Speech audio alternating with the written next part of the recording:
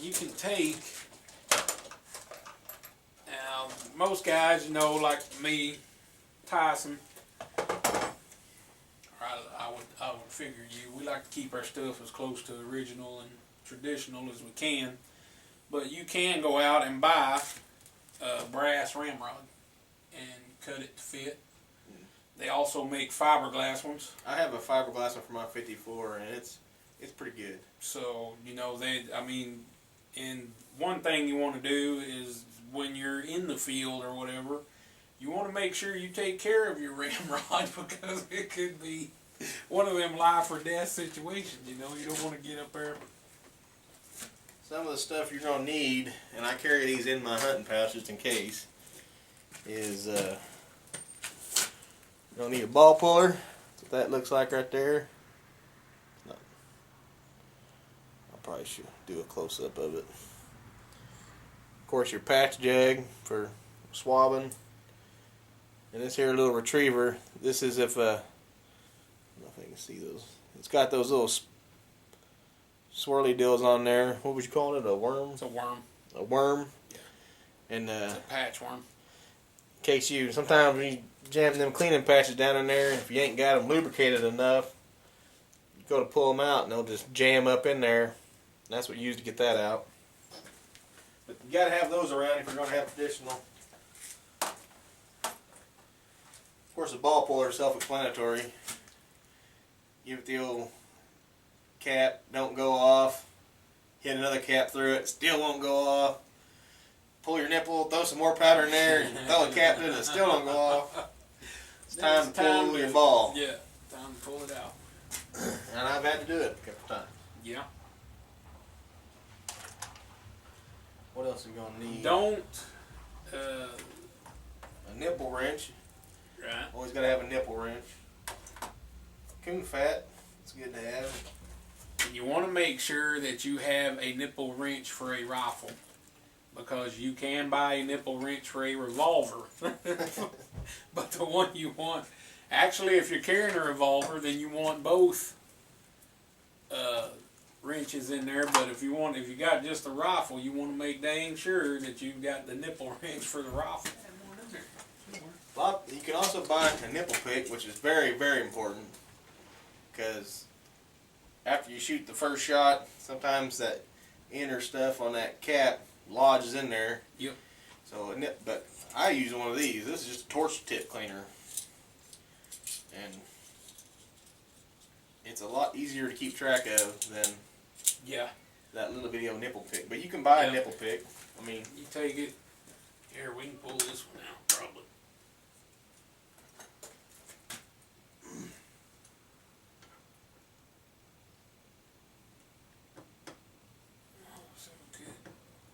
I got a super if you need it.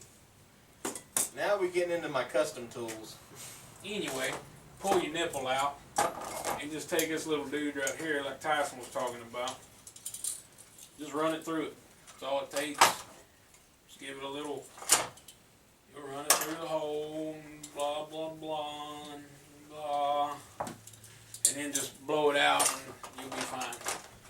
I had a custom nipple pick, or nipple wrench, that I made. Probably like me, that you made, huh? I made especially. You made, huh? I see you want especially for tough nipples, because nobody likes a tough nipple. Well, yeah. Don't underestimate these guns, people, because take it out. You get you one that's comfortable to you. You know, this one is the double set triggers, all of that stuff. But it don't have to be nothing fancy. If you want to get into starting, you can go out and buy you a cheap one. Don't underestimate them. You can get as good with one of these as you can, you know, your high dollar center fires these days. And there's clubs out there that are shooting metal silhouettes 700-800 yards with the 45 120s and hitting chickens. They'll start out shooting chicken silhouettes. It's like that. And so, I mean, people can actually, don't, just because you see a guy with one of these, I mean, don't underestimate that he can't kill something with it. And these things have come a long way from the old flintlocks. Yep. They're pretty accurate. You mean you got to have a little more equipment like caps. If you're shooting round balls, you got to have patches. These other little tools, and of course, that's what made you got to have your possibles bag here. I mean, but it's a lot more fun to shoot one of these because you got one shot usually. Yeah. And now, occasionally, if you're like Chuck this year, you get a couple shots. But most of the time, it's just one, and they can be just. I like my muzzle loaders more than my centerfire rifles. Sure. They're just a lot more fun. To play with them. And inlines, I like my inline. It's an older inline, but hey, as long as you're out there having fun with a muzzleloader, that's all it's about. And all you gotta do is just keep on top of them, brush them, swab them. After every shot would be optimal if you're on the practice range. Yeah. If you're trying to find a load for your gun, and you're changing up powders and bullets, trying to figure out what your gun likes, swab it after every shot. But you can find, I mean, I've seen people make 200-yard shots with these, and it's pretty fun. This is a custom job. I made this tool. Here we go.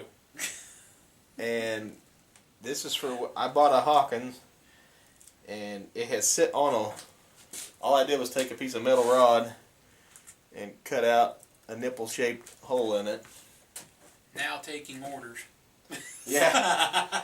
I had a gun like this, a Hawkins, that stood up on a wall for 2 years, and they didn't touch it. Okay, if you let one of these guns sit for 2 or 3 years, they will eventually become a useless object. But I could not get the nipple off, and I made this, and it got the nipple off. So we'll see if it works still. I don't strip it out. Oh There yeah, we go. It'll come right out of there. come right out of there. Look at there. The Yeah. T-Mac, another T-Mac original.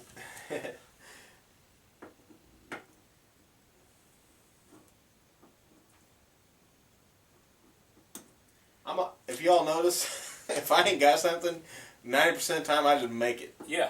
I can't afford to go out and buy Yeah, it. can't. So. You know, Uh-oh. that's why they call us the budget people, you know. You got to be, Oh, that's in good shape. yeah, that nipple, Now we got a product here. yeah. Go ahead and show them that thing. If you can see that right there, that's the nipple that come out of it, and it doesn't hurt to have a spare 1 or 2 of these. No. In your possibles bag, because it could flatten out, it can do any number of things. It can fire out the back and cause you to not kill your deer. Yeah. I've done that.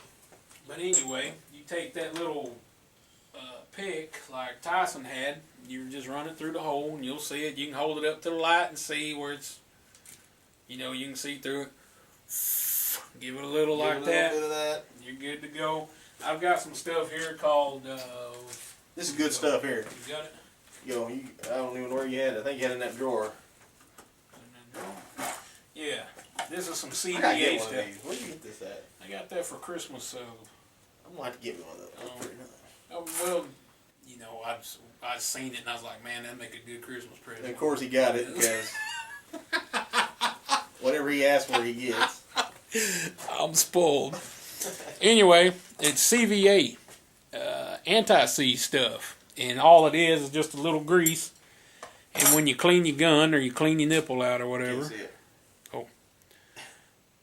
take it, and just kind of rub a little bit of it on there. And what it does is it'll get in there and it'll just keep it lubed up where you can get your nipple in and out real good.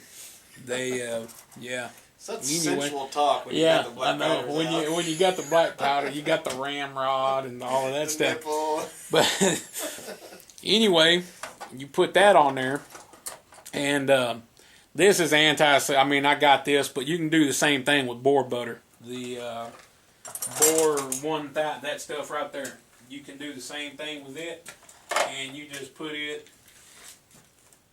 back in there after you get whatever